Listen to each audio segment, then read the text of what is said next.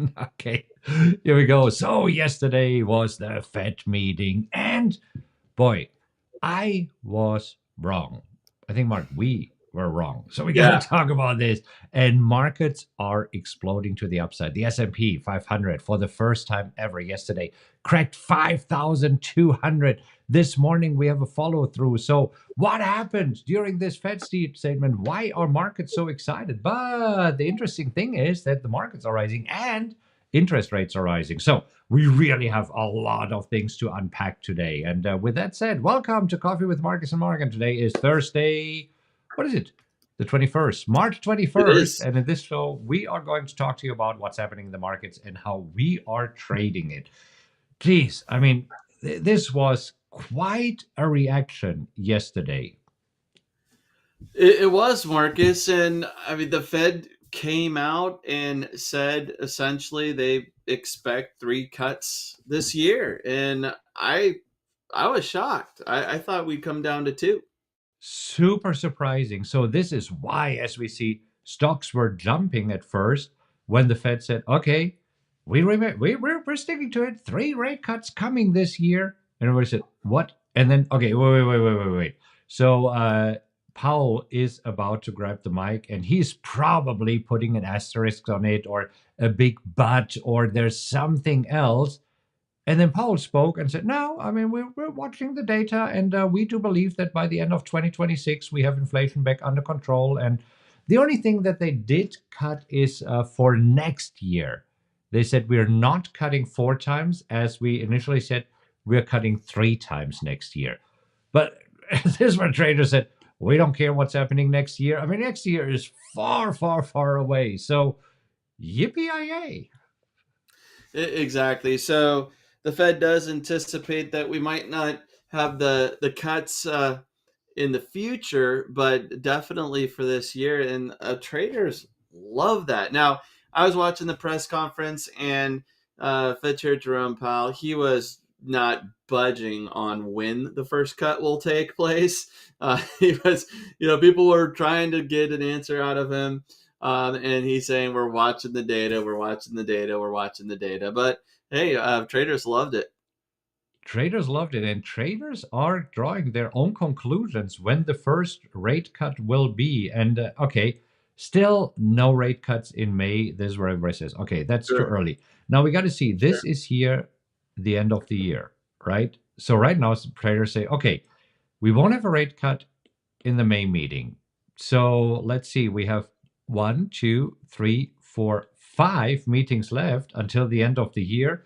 So which of these five will be the meetings where we are cutting rate? And this is where the probabilities for rate cut in June jumped from, I think yesterday we were at 54% to 70%, where they say, well, if they want to cut rates, might as well get started. Yeah, I still think that if I was to make a bet here, I would say July. I don't think they need to cut that soon. But hey, you never know. Maybe July, September, because you don't have the August meeting, and then maybe one in November or December. Yeah. I think the first one will still be in July, and then they probably wait for the last two ones. Is that what you just said? Probably right. Well, because you basically don't have the meeting in August, right? It's end of July, no meeting in August, and then September, no meeting in October. So I said September maybe for the second, but it's all speculative. It doesn't matter. But I think the key is that I still believe, and I think Marcus, you support this, that the Fed is in no rush to cut. So I think they're likely to do that in July, not June. But we'll see. Even the three cuts is a surprise to me. Yeah. So, I mean, this is where right now markets open higher, stay up higher, and look at this, the yields jumping higher. I mean, yesterday, of course, yields sold off after the news here. But then today, both the 10-year yield and the 2-year yield marching higher again, even though overall the market is up. Yeah, that's interesting, especially with the three cuts on the table. You had an initial reaction yesterday, but it seems like yields are still at these higher levels. Gold also making a new record yesterday on the Fed decision. So lots of movement all over the place, and it's some interesting markets right now. Yeah, I mean, especially if you look at gold this morning. I mean, gold this morning first pushing higher again, right now selling off a little bit. So it's like, okay, what's happening? Stocks are up, interest rates are up. Gold made a new record high this morning. The VIX moving lower, below 13 right now. I mean, coming a little bit off the lows right now, but this morning as low as 1260. I mean, going even with a spike down to 1240, even though this might be a bad tick here. But if you look at it, I mean, we are trading at super low levels here with the fear. I Yeah, mean, fear has definitely left the building. Greed is settling in here. And this is what we see right now in the markets. absolutely. And yeah, will the move continue? S&P making record highs, getting above 5,200. Dun dun dun. So, I mean, this is where we can take a look at the heat map today. And on the heat map, we see, okay, there's financials still doing good, right? Tech sector doing good. I mean, pretty much everything in the green, but Apple. Apple right now moving lower. I mean, down 3.6% right now. And this has nothing to do with the Fed. Well, not the Federal Reserve, but the Department of Justice. So, there's been a federal antitrust enforcement with 16 attorney generals saying that Apple's anti-competitive practices extend beyond the iPhone, Apple Watch business, and Apple's advertising, essentially saying that Apple has a huge monopoly, All right, which they but kind of do. But I have mixed feelings about it. I mean, yeah. well, what are your mixed feelings? Right, it's okay. Are you going to So, break up Apple? I mean, if so, how are you planning to do it? I mean, in software and hardware, or I don't know, right? So this is where yeah, it's a and little bit tricky. How do you break up Apple? yeah, the whole antitrust monopoly situation, I totally understand that it's meant to protect the consumers and situations where there's just this huge monopoly where a business there's no competition, and it's a disadvantage. But at the same time, you got to reward a company for doing things right for so long and being innovative, creating this ecosystem, right? Like they did it on purpose because they were an outstanding company. I, I don't know. I have mixed feelings about this, but definitely with the uncertainty here, Apple's down. Apple's down 3.7%, trading at 172, and the overall market's up. Yeah, I mean, sticking out like a sore thumb here on the heat map. I mean, on this, Google also a little bit down, but I mean, look at this AV Go. Broadcom up this morning. Oh my gosh, they pulled back, but they're still up 8% for the day. I think the bigger one to take a look at is Micron, Marcus. Yeah, MU, Micron Technology. I mean, they are up and away on better than expected earnings. Right now, up what 16% for the day. Yeah, huge earnings beats, top and bottom. So earnings per share and revenue, and traders loving that one. That's just kind of helping the tech and semis all together because TSM is up as well. The Yeah, right. whole I mean, this is what semi. we see here on the heat map. That I mean, just semiconductors up in general, and yeah, Yeah. Micron leading the pack here as we see. But yeah, everybody gets a little bit of love in this one. Yep.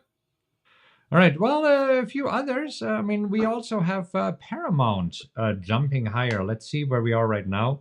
So Paramount, okay, seems to be pulling back. I mean, yesterday they moved massively higher. because it seems that the Apollo Group made an $11 billion bid of buying Paramount. But it seems that the excitement is fizzling out a little bit today. Yeah, it sounds like there actually was a report saying that they're not selling the film studio separately. So I don't know too much about this, but it could be that it was shot down, or maybe um, not not quite the offer that was That's always expected. the problem with with rumors about mergers or buyouts, right? I Yeah. mean, if you think about Macy's, right? I assume Macy's is still hanging in there. So this where there was this rumor that this group is taking Macy's private, and at first there was this jump, and then okay, nothing happened. Then recently they upped their bid from 22 to 26, and we had a little bit of a jump, but we are hanging in right there because yeah, it's always a little bit of a jump on the day where the rumors break out, and then buy the rumor, sell the fact. So this is where okay, it's still a long time until this happens or not, right? As Paramount said, Yeah. yeah, we don't like the terms and conditions of this agreement.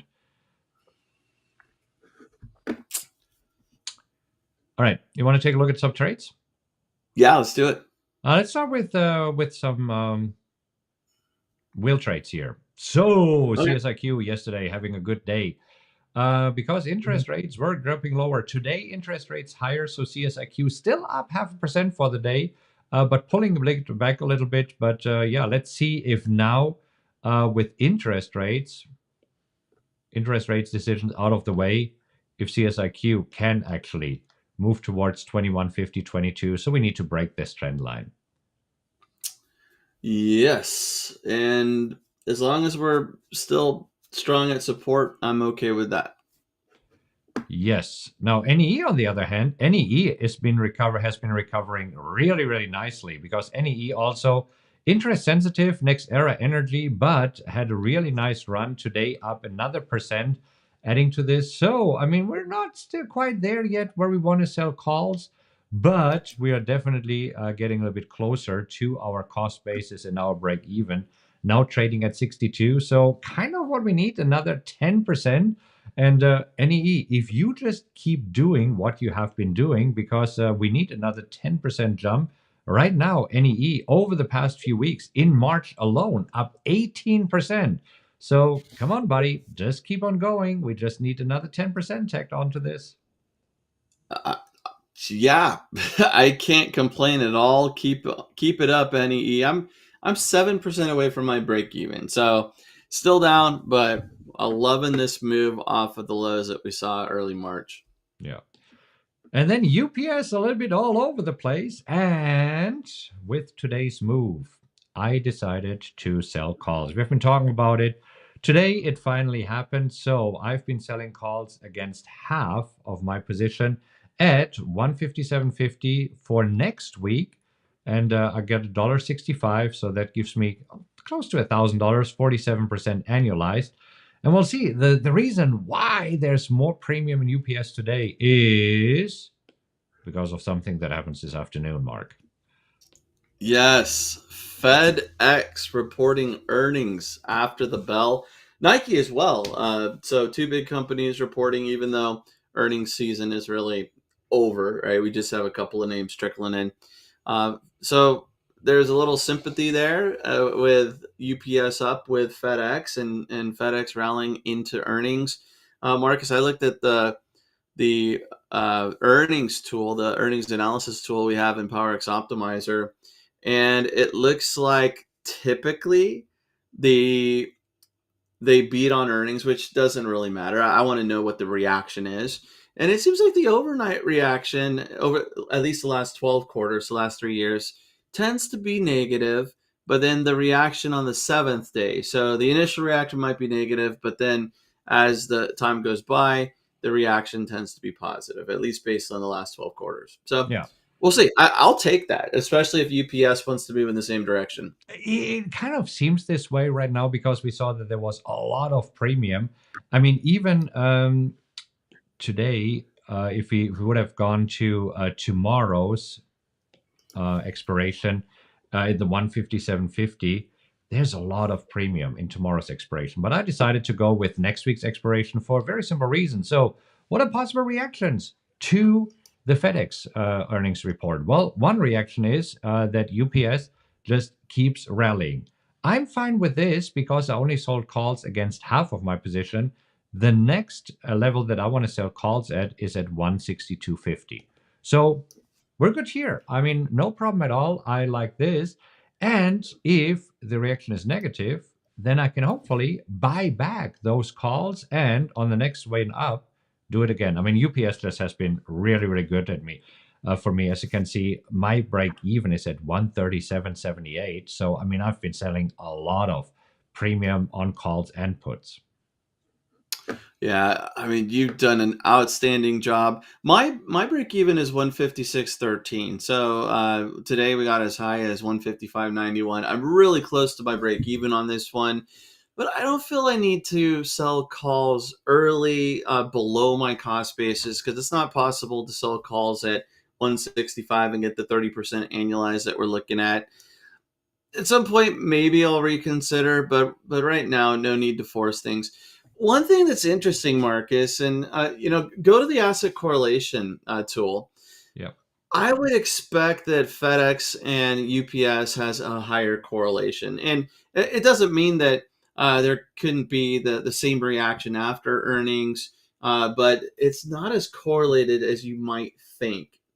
Yeah, it's I'm a interesting. little It's only surprised. 0.55, which kind of means like neutral, right? I mean, It, slightly correlated, but that's, I mean, 0.55 is always with the overall market, right? I mean, this is where, because if we bring up, for example, the SPY here, which is the symbol for the S&P, we see that kind of everything is correlated.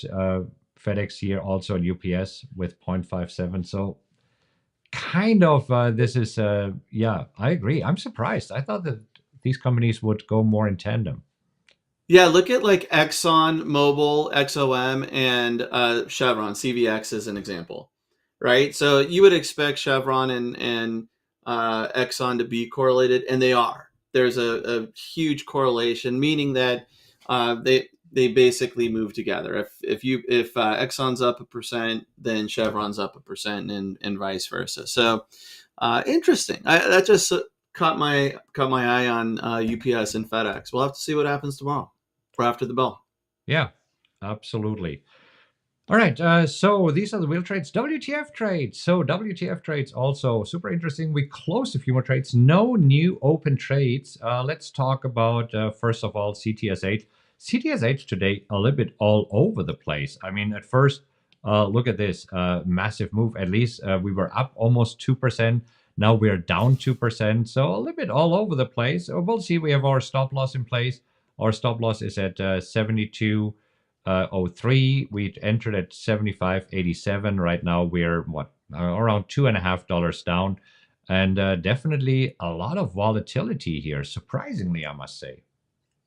Yeah, there's probably some news there on that one for to have that type of movement. But to be honest with the WTF strategy, I don't care what the news is, Right. right? All good. So we'll see. No exit signal there just yet. And then we have ZS. ZS also a little bit all over the place. I mean, this morning we were up and still up right now, a quarter of a percentage point. And we'll see. I mean, this made a nice move earlier as we expected, and stalled a little bit here. So got to see if we can break through the 200 because I think that is one of the important levels. Let's see where we were today. I think we broke through the 200 but then pulled back. Yeah, it seems that we moved as high as 202.61 and now pulling back a little bit at 197. So yeah, also quite some volatility here in Zscaler and nothing for us to do just yet. Yeah, I also have ABT, similar situation, pulled back a little bit and no exit signal. Yeah, so ABT, here we go. And CSX. CSX, we had an exit Yeah, signal with this one today. You traded it, I skipped it, and turns out to be another winner. And I skipped another yeah, one. it's all right. I mean, nice win. Small one on this one. I got filled 37.12. on my entry and closed the day at 37.82. But my UNP trade Oh, was a fantastic 1 day trade. oh my gosh. Yeah, you entered yesterday, and then today we got an exit signal. This Yep, turned out really great. exactly. So I was filled at 242.88 yesterday morning, and there was a signal to close. So closed this morning at 247.53. Nice. So that's what, $4.50? A little bit more, Yeah, $4.70 per share. not too shabby. That's a nice 2% move. Okay. So let me just kick out CSX since we don't have this anymore, but we have ABT. So the open trades right now, ABT for you, I don't have this, CTSH for both of us, and Zscaler for both of us. So these are all open trades. Yep. Cool. All right. Let's see what's happening with Apple. Bouncing back a little bit. Overall, the markets are just camping out there. The Dow moving higher. Nasdaq pulling back a little bit. VIX still at low levels. And yeah, I mean, this will be super interesting to see where we end the week. Right now, phenomenal week up in the S&P, 2.7%. What do you expect tomorrow? Will there be some profit taking? Will there be a little bit of a pullback? You know, I like to trade what I see, not what I think, because that tends to work a lot better for me. Just like I thought the Fed was going to decrease the number of cuts they were anticipating this year. I think there could be a little profit taking going into the weekend, but I don't expect a big move either way, right? I don't think we're going to be down huge after yesterday's reaction and then today's positive follow through, but maybe down a little bit, little profit taking ahead of the weekend. I mean, honestly, I expect a gap fill here, right? I mean, so this morning we gapped higher, and I don't think that's necessarily happening today, but tomorrow I expect that we are pulling back to this level, whatever this level is. I can probably look it up. What was yesterday's closing price? Yesterday's close was 52.24.63. Yeah. So I think that we're probably pulling back to that level tomorrow. The markets don't like to have gaps hanging here. So Sure. that's my prediction. All right. We'll So see. essentially the same prediction. You're focused on the gap fill. I'm focused on profit Profit taking taking. after a 2 day Okay. rally, 3 day So this rally. means no cookie bet. But hey, if you find this helpful, our commentary of what we see in the markets here, summarized in 20 minutes or less, do us a favor and give us a like. And please feel free to share the video if you believe that others might benefit, might it beneficial. If this is your first time here, click on subscribe. Really appreciate all of the new subscribers. We are above Yeah. 100,000 subscribers, and we usually have around 400 likes. So let's see if you can break this. Give us a like. Okay, and with that said, we'll see you again tomorrow. Happy trading, everybody.